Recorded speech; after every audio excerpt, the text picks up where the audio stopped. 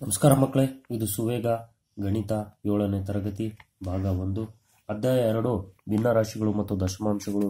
ಈ ಒಂದು ಪಾಠದಲ್ಲಿ ನಾವು 4ನೇ ಪ್ರಶ್ನೆವರೆಗೆ ಅಭ್ಯಾಸ ಮಾಡಿದ್ವಿ ಹಿಂದಿನ ವಿಡಿಯೋಗಳಲ್ಲಿ. ಈಗ 5ನೇ ಮುಖ್ಯ ಪ್ರಶ್ನೆಯನ್ನು ಓದೋಣ. ಸರಳ ರೂಪಕ್ಕೆ ತಂದು ಉತ್ತರಗಳನ್ನು ದಶಮಾಂಶ ರೂಪದಲ್ಲಿ ಬರೆಯಿರಿ. ಈಗ 1/9ನೇ 2 ಆವರಣದಲ್ಲಿದೆ, ಪ್ಲಸ್ 1/3/1 ಪ್ಲಸ್ 1/2 3ನೇ 1. ಈ ಒಂದು ಇದನ್ನ ನಾವೇನು ಮಾಡೋಣ, ಈ ಮೊದಲೇ ಮಿಶ್ರ ಭಿನ್ನರಾಶಿಗಳನ್ನು ವಿಷಮ ಮಾಡ್ಕೊಳ್ಳೋಣ. ಇದು ಸೇಮ್ ಹೆಂಗೈತೆ ಹಂಗೆ ಮಾಡ್ಕೊಳ್ಳೋಣ. ಪ್ಲಸ್ 1/ ಇಲ್ಲಿ ಮಿಶ್ರ ಭಿನ್ನರಾಶಿ ವಿಷಮ ಮಾಡೋದು ಗೊತ್ತಾಯ್ತಲ್ಲ ನಿಮಗೆ. ಪೂರ್ಣಾಂಕ ಮತ್ತು ಛೇದ ಗುಣಿಸ್ಬೇಕು. 5 3 15, 15 1 16, ಮೇಲೆ 16, ಕೆಳಗೆ ಛೇದ ಎಷ್ಟಿರುತ್ತೋ ಅಷ್ಟೇ 5 ಬರೀಬೇಕು. ನೆಕ್ಸ್ಟ್ ಇಲ್ಲಿ ಸೇಮ್ 1/by ಬರ್ಕೊಂಡ್ವಿ, ಪ್ಲಸ್ ಹಂಗೆ ಬರ್ತೀವಿ. 3 2 6, 6 2 8, 8 ಮೇಲೆ ಕೆಳಗೆ 3. ಇಲ್ಲೇನು ಮಾಡಿಲ್ಲ, ಮಿಶ್ರ ಭಿನ್ನರಾಶಿನ ವಿಷಮ ಮಾಡಿದ್ವಿ. ಈಗ ನಾವು ಒಳಗಿರೋದನ್ನ ಡಿವೈಡೆಡ್ ಬೈನ ಇಂಟು ಮಾಡ್ಕೊಳ್ಳೋಣ. ಭಾಗಾಕಾರ ಗೊತ್ತಲ್ಲ, ಭಿನ್ನರಾಶಿಗಳ ಭಾಗಾಕಾರ. ನಿಮಗೆ ಇಂಟು ಮಾಡ್ಕೊಂಡು ವ್ಯುತ್ಕ್ರಮ ಬರ್ಕೋಬೇಕು. ವ್ಯುತ್ಕ್ರಮ ಅಂದ್ರೆ ಏನು? ಭಿನ್ನರಾಶಿನ ಉಲ್ಟಾ ಮಾಡಬೇಕು, ಛೇದನ ಅಂಶ ಮಾಡಬೇಕು, ಅಂಶನ ಛೇದ ಮಾಡಬೇಕು. ಈಗ 1 ಡಿವೈಡೆಡ್ ಬೈ ಇಂಟು ಮಾಡ್ಕೊಂಡ್ವಿ. 9ನೇ 2 ಇರೋದನ್ನ 2ನೇ 9 ಬರ್ಕೊಂಡ್ವಿ. ಪ್ಲಸ್ 1 ಇಂಟು 5ನೇ 16ನ್ನ 16ನೇ 5 ಅಂತ ಬರ್ಕೊಂಡ್ವಿ. ಪ್ಲಸ್ 1 ಡಿವೈಡೆಡ್ ಬೈ ಇಂಟು ಮಾಡ್ಕೊಂಡ್ವಿ. 3ನೇ 8ನ ವ್ಯುತ್ಕ್ರಮ 8ನೇ 3 ಬರ್ಕೊಂಡ್ವಿ. ಈಗ ನಾವೇನ್ ಮಾಡೋಣ, ನೆಕ್ಸ್ಟ್ ಸ್ಟೆಪ್ ಗುಣಿಸೋಣ. 1 9 9, 1 5 5, 1 3 3, ಹಂಗೆ 2ನೇ 9 ಬಂತು, 16ನೇ 5 ಬಂತು, 8ನೇ 3 ಬಂತು. ಈಗ ಇವು ಕೂಡೋದು ಅಂದ್ರೆ ಲಾಸ ಕಂಡು ಹಿಡಿಬೇಕು. 2 16 8, 2 16 8ಕ್ಕೆ ಲಾಸ ಡೈರೆಕ್ಟ್ ಆಗಿ 16 ಅಂತ ಬರಿಬಹುದು. ಯಾಕಂದ್ರೆ 16 2 ಮತ್ತು 8ರ ಗುಣಕ ಆಗಿರೋದ್ರಿಂದ ಇಲ್ಲಿ 16 ಲಾಸ ಅಂತ ಡೈರೆಕ್ಟ್ ಆಗಿ ಬರಿಬಹುದು. ಇಲ್ಲಿ 16 ಅಲ್ಲ ಇದೆ, ಇಲ್ಲಿ 2 ರತ್ತ 16 ಬರ್ಬೇಕಂದ್ರೆ 8 ಗುಣಿಸ್ಬೇಕು. 2 8 16, ಮ್ಯಾಲೂ 8 ಗುಣಿಸ್ಬೇಕು. ಆಮೇಲೆ 8 ಹತ್ರ 16 ಬರ್ಬೇಕಂದ್ರೆ 8 2 16, ಮ್ಯಾಲೂ 2 ಗುಣಿಸ್ಬೇಕು. ಗುಣಿಸಿದಾಗ 9 8 72, 2 8 16. ಇದು 16ನೇ 5 ಸೇಮ್ ಇರುತ್ತೆ. ಆಮೇಲೆ 8 2 16, 3 2 6. ಈಗ ಛೇದ ಸಮ ಆಯಿತು. ಅಂಶಗಳನ್ನ ಕೂಡ್ಬೋದು. ಅಂಶಗಳನ್ನು ಕೂಡಿದಾಗ 83 ಬಂದಿದೆ. ಛೇದ ಒಂದ್ಸಾರಿ 16 ಹಂಗೆ ಇಡ್ತಾರೆ, ಛೇದ ಕೂಡೋದಿಲ್ಲ. 16ರಿಂದ 83ನ್ನ ಭಾಗಿಸೋಣ. 16 5 80, 83ಗೆ 80 ಹೋದ್ರೆ ಇನ್ನು 3 ಉಳಿತು. ಪಾಯಿಂಟ್ ಕಟ್ಟಿ 0 ಬರ್ಕೊಳ್ಳೋಣ. 16 1 16, ಇನ್ನು 14 ಉಳಿತು. ಆಮೇಲೆ ಇನ್ನೊಂದು 0 ಬರ್ಕೊಳ್ಳೋಣ.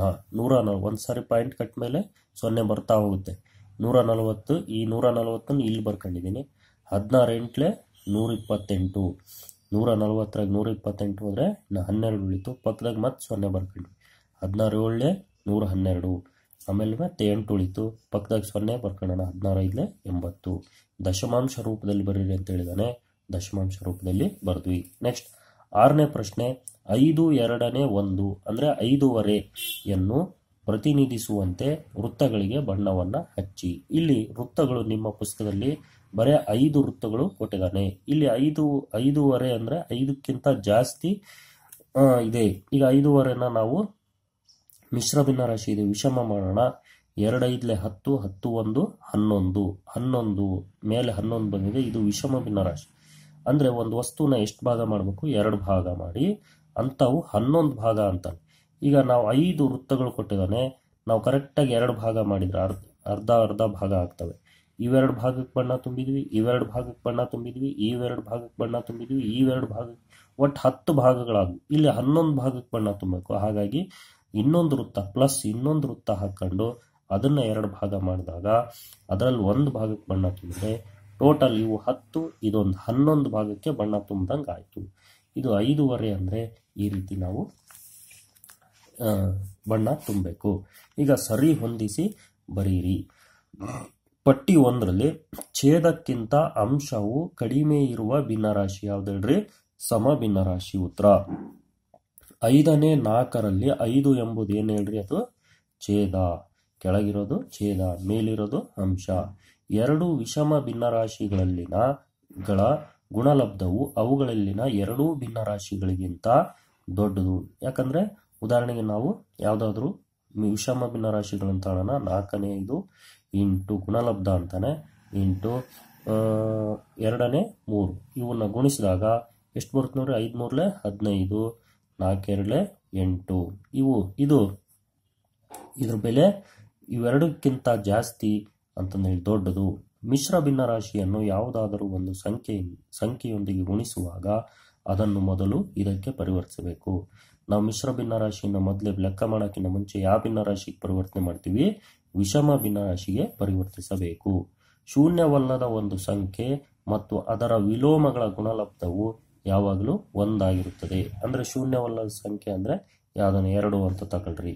ಅದರ ವಿಲೋಮ ಯಾವುದು, ಅದರ ವಿಲೋಮ ಅಂದ್ರೆ ವ್ಯುತ್ಕ್ರಮ ಆಗ್ಬೋದು, 2ನೇ 1 ಆಗುತ್ತೆ. ಇವುಗಳ ಗುಣಲಬ್ಧ ಏನಾಗುತ್ತೆ, 2 2 1 2 2 1 2 ಎಷ್ಟಾಯ್ತು, 1 ಉಳಿತು. ಆಮೇಲೆ 10ನೇ 6 ಮತ್ತು 5ನೇ 3ರ ನಡುವೆ ಇರಬೇಕಾದ ಚಿಹ್ನೆ. ಇವಾಗ 10ನೇ 3 5ನೇ 6 ಈಗ ನೋಡ್ರಿ, ಇದು 5ನೇ 3 ಇದೆ, ಇಲ್ಲಿ 10ನೇ 6 ಇದೆ.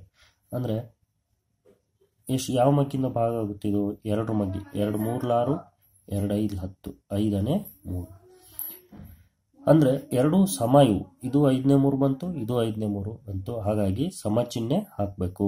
ನೆಕ್ಸ್ಟ್ 6.48 ಇಂಟು 100 100ರಿಂದ ಗುಣಿಸಿದಾಗ ಪಾಯಿಂಟ್ ಏನಾಗುತ್ತೆ, ಬಲಗಡೆಗೆ ಚಲಿಸುತ್ತೆ. ಇದು 648 ಆಗುತ್ತೆ.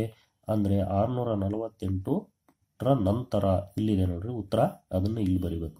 100ರ 10ನೇ 1 ಭಾಗ ಅಂದ್ರೆ ಎಷ್ಟು, 10. ಈಗ 100ನ್ನ 10 ಭಾಗ, 10 ರೂಪಾಯಿ ನೋಟ್ ಎಷ್ಟಿರ್ತಾವ, 100ರಾಗೆ 10 ಇರ್ತಾವ. ಹಂಗಾಗಿ 10ನೇ 1 ಭಾಗ, 1 ನೋಟು 10 ರೂಪಾಯಿ ಅಂತಂದೇಳಿ. ಈಗ ಮಕ್ಕಳಿಗೆ ವಿದ್ಯಾರ್ಥಿಗಳ ಸ್ವಯಂ ಮೌಲ್ಯಮಾಪನ ಇದನ್ನ ನೀವು ನೋಡಿ, ಇದು ಉತ್ತರನ ನೋಡಿ ಬರೆದ್ರೆ ನೀವು ಇದಕ್ಕೆ ಹಾಕಬೇಕಾಗುತ್ತೆ. ಹಾಗಾಗಿ ನೀವು ಪ್ರಶ್ನೆಗಳನ್ನ ಸರಿಯಾಗಿ ಓದಿ ಅರ್ಥ ಮಾಡ್ಕೊಂಡು, ಅರ್ಥ ಆಗಲಿಲ್ಲ ಅಂದಾಗ ಈ ವಿಡಿಯೋಗಳನ್ನ ವೀಕ್ಷಿಸಬೇಕು. ಹಾಗಾಗಿ ಇದನ್ನ ನೀವು ರೈಟ್ ಹಾಕ್ಬೇಕಂದ್ರೆ ಇದರಲ್ಲಿ ಕನಿಷ್ಠ ಪಕ್ಷ 90% ನೀವೇ ಮಾಡಿರ್ಬೇಕು. 100% ಇದರಲ್ಲಿ ಇರೋದನ್ನ ನೋಡ್ಕೊಂಡು ಬರ್ದ್ಬಿಟ್ರೆ ನೀವು ಇಲ್ಲಿಗೆ ಹೋಗ್ತೀರಿ. ನೀವು ಇಲ್ಲಿ ಬರ್ಬೇಕಂದ್ರೆ ನೀವೇ ಸ್ವತಃ ಯೋಚನೆ ಮಾಡಬೇಕು. ಮಾಡಿ ಶಿಕ್ಷಕರ ಹತ್ರ ನೀವು ರೈಟ್ ಹಾಕಿಸ್ಕೊಡ್ರಿ. ಮುಂದಿನ ವಿಡಿಯೋದಲ್ಲಿ ನಾನು ಕಿರು ಪರೀಕ್ಷೆಯ ಬಗ್ಗೆ ತಿಳಿಸ್ಕೊಡ್ತೀನಿ. ಈಗ ಈ ಒಂದು ಚಾನಲ್ಗೆ ಸಬ್ಸ್ಕ್ರೈಬ್ ಆಗಿಲ್ಲ ಅಂದ್ರೆ ಸಬ್ಸ್ಕ್ರೈಬ್ ಆಗಿ ಮಕ್ಕಳೇ, ಮತ್ತು ಮುಂದಿನ ವಿಡಿಯೋಗಳನ್ನು ನಿರೀಕ್ಷಿಸಿ.